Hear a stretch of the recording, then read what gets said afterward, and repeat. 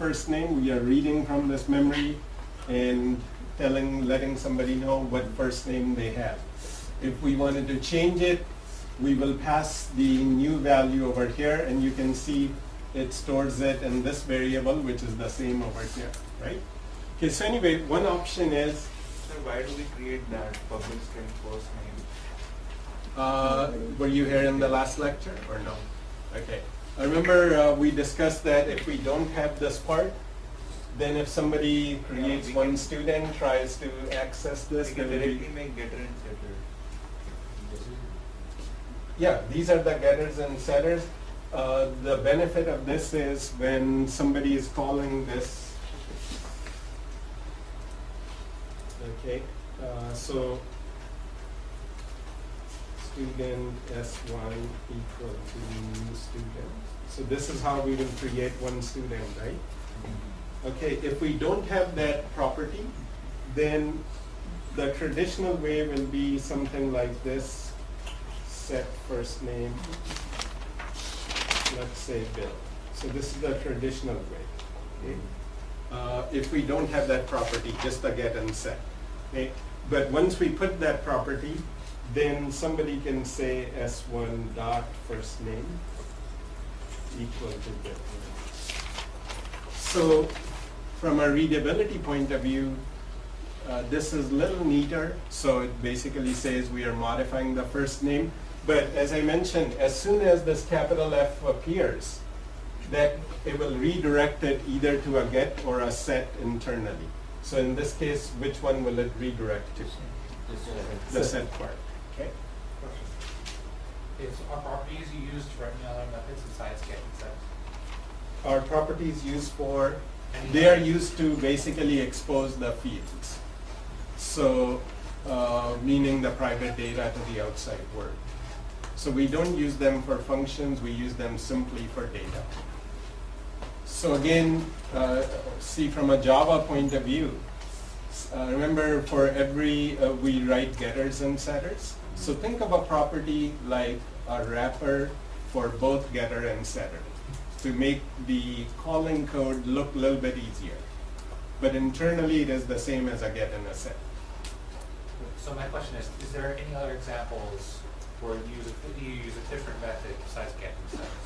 Any other ways that you can think of to manipulate the data using properties? If you were doing some poor programming, you can simply declare public string first name, and then you don't need the get and set. Then there's another technique which I will introduce later called indexers, which also will allow you to modify or retrieve the data. Okay. But for right now, since most of you are coming from a Java background, think of it just like a getter and a setter, so nothing special. Okay, so now one way was I declare the private field with a lowercase letter, and then the public field I create as a property. Okay, so as you can see, typing all this code becomes tedious, right? For example, let's go to the second field.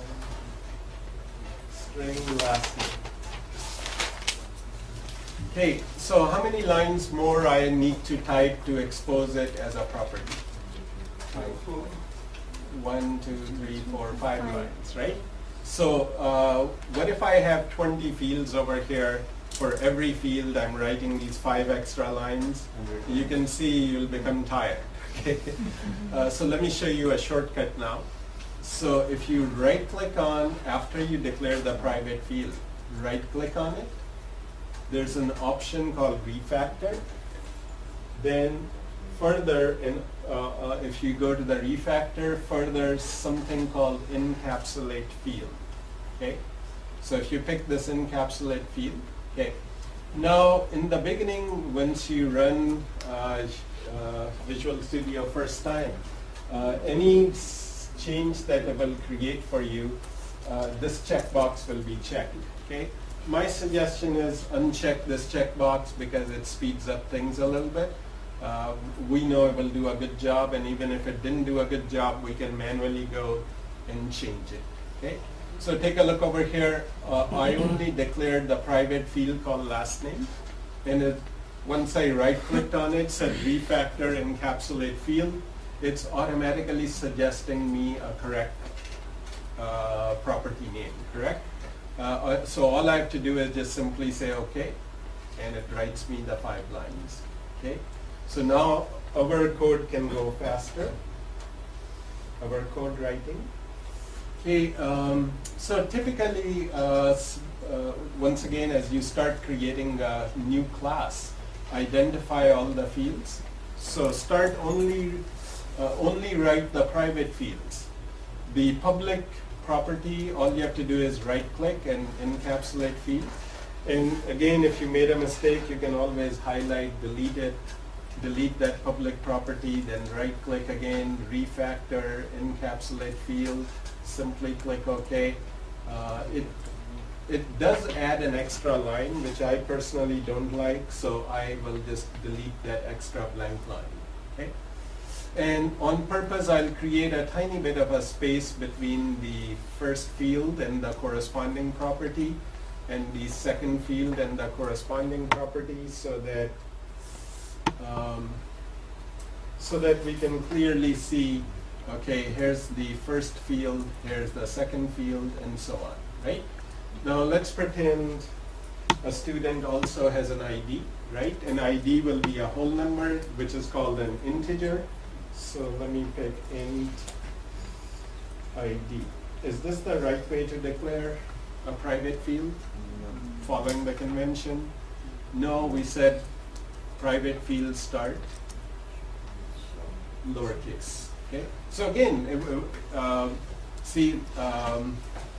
in the beginning, it's okay to make mistakes. Let's say you forgot.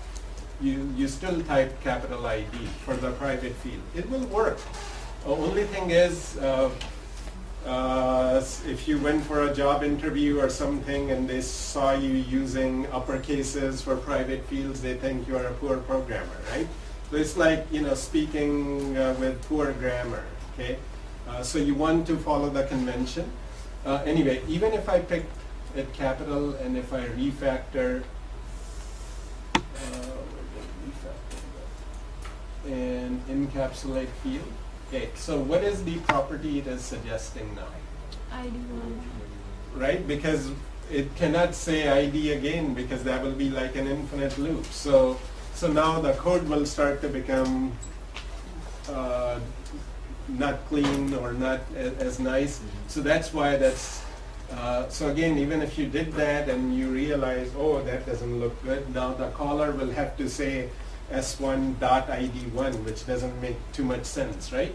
So again, feel free to, whatever the automatic generated code is, delete it, start again.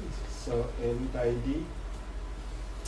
Now if I go right click, refactor, encapsulate field. So now it's correct. I can delete this extra blank line.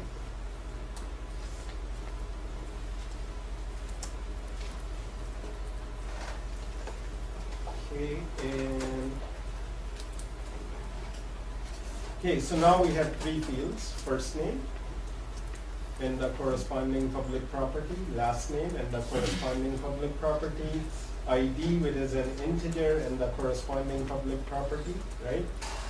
Let me pretend a student takes 2 tests. So int test1. So this is like the midterm test. So right click, refactor, encapsulate field.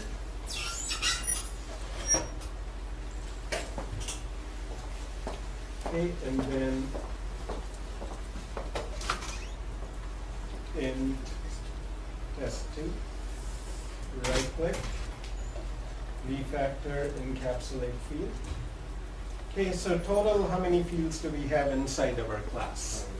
5 fields. Test2, test1, ID, last name, and first name, correct?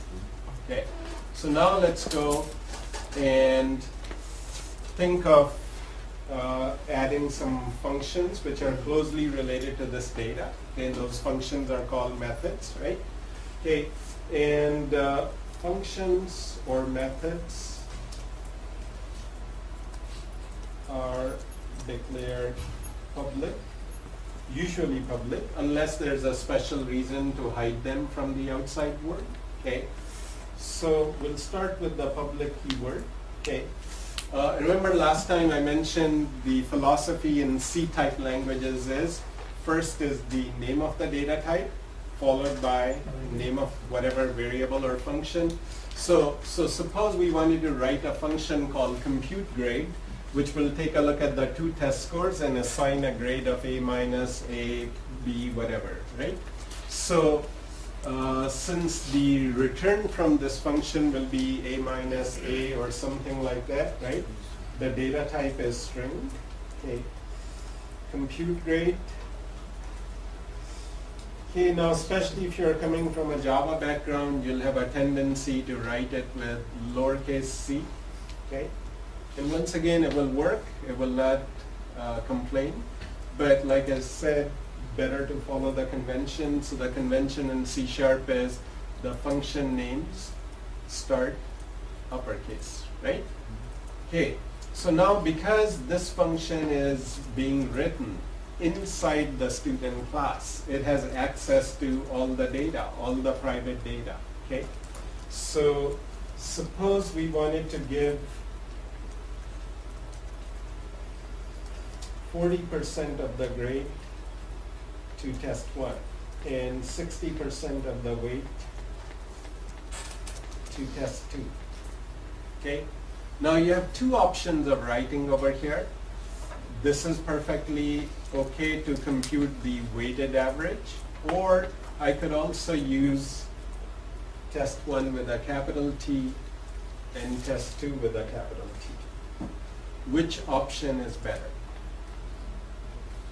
This one. Let me give you first answer, both will work, okay?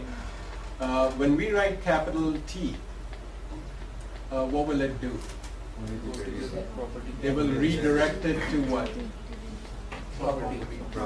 Either the get function or the set function. So which one will it redirect to in this case? Get, because we need the value of the test 1, right? But remember, anytime we call a function, it's extra processing in our computer, okay? Because this compute grade is part of the student class, and inside the box we can directly take a look at the private data. So if we put lowercase t, then it directly accesses the variable rather than having to go through a function, so obviously it's faster, okay? So inside the class, try to access the private variables directly. Outside of a class, you